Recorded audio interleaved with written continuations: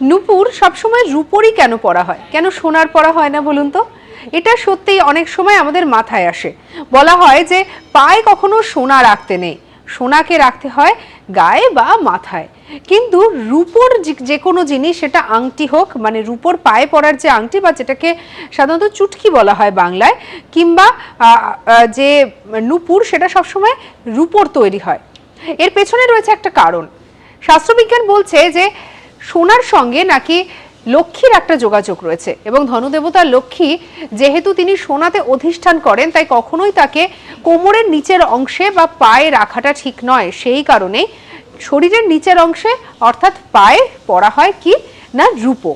এছাড়াও যেটা বলা হয় যে রূপো নাকি শরীরকে ঠান্ডা রাখে এবং নাকি শরীরকে গরম হতে দেয় না, এরকম একটি ধারণা রয়েছে পায়ে রূপো পরার ক্ষেত্রে।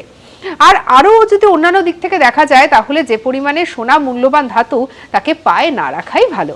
সঙ্গে রাখুন আজ তাক বাংলাকে, সাবস্ক্রাইব করতে ভুলবেন না।